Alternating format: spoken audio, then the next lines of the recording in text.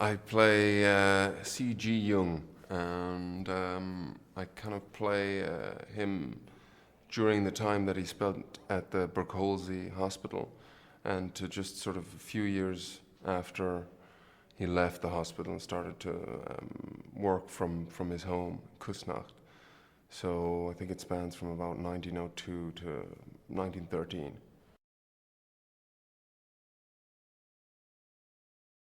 The words that we use today, introvert and extrovert, I mean, they're sort of things that we take for granted now, but back then, people didn't really think of that or sort of comprehend it. It was sort of like everybody moved as one lump, whereas he had this idea that you need to find yourself as an individual before you finally can sort of access your full potential.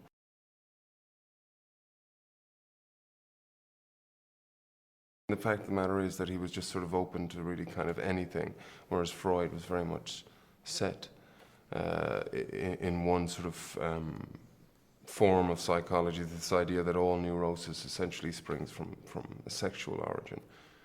And I think Jung has a problem with that.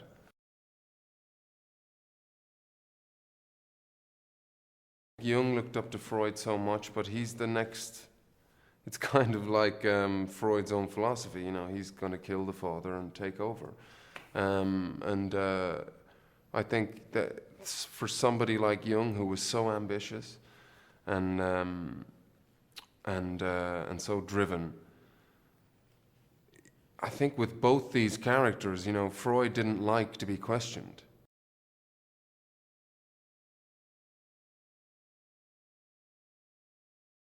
She's troubled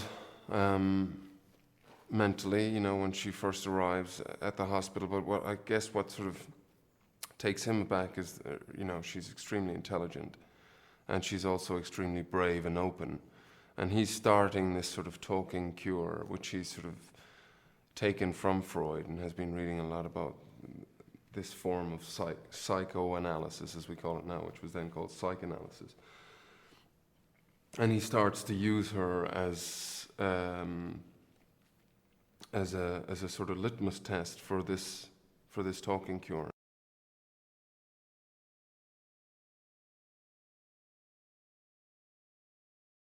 She's very responsive, and she's very eager and also very honest with it. So I think her honesty and her intelligence and her strength, and the fact that she's beautiful, I think, intrigues him and puts him off balance, really.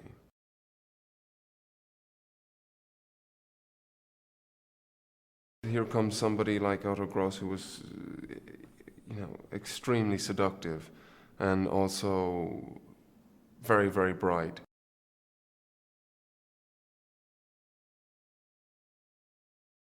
He is clear, his notes are very precise. He doesn't give many notes. We don't do many takes. He's very clear about what he wants, and that sort of confidence then sort of spreads down throughout the set.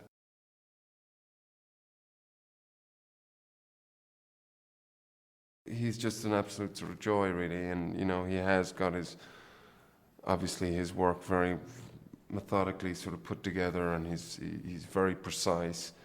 But he's also got a great sense of humor, and we sort of, we had a lot of fun doing our scenes together, and the more sort of we did, the more fun we had. And it's important as well, I think, when you're dealing with heavy material and very serious material, that you keep a lightness about yourself in between takes, so then you can come to the scene with and you're a bit more loose and you're a bit more relaxed, and you can find then the little nuances within it.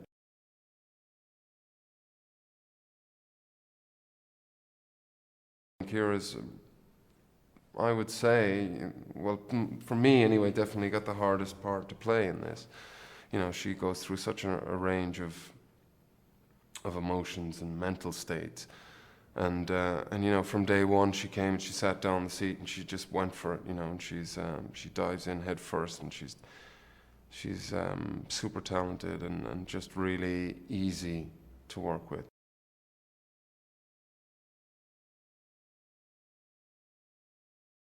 They're just, human beings, and doing things to each other that we all do. And they have the same sort of lusts and jealousy There's a lot at play here with these characters. They were brilliant people, but then, with that comes, egos as well.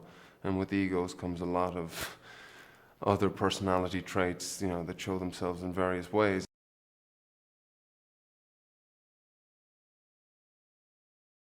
It always helps when I put on a costume. You sort of do all your homework at home, and sort of, you're in your sort of tracksuit bottoms or whatever, barefoot, and then slowly, when you put on the shoes and you start to wear the shoes that the character wears and all this sort of stuff, and the people had little,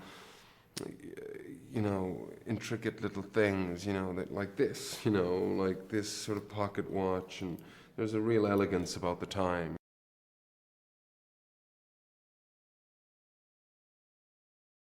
If these two men did perhaps get over their sort of quite sizable egos, perhaps we would have seen a more rounded idea of psychology and the human sort of mind, and it would have been interesting if they just sort of continued and being allowed each of their sort of opinions to sort of play relevance.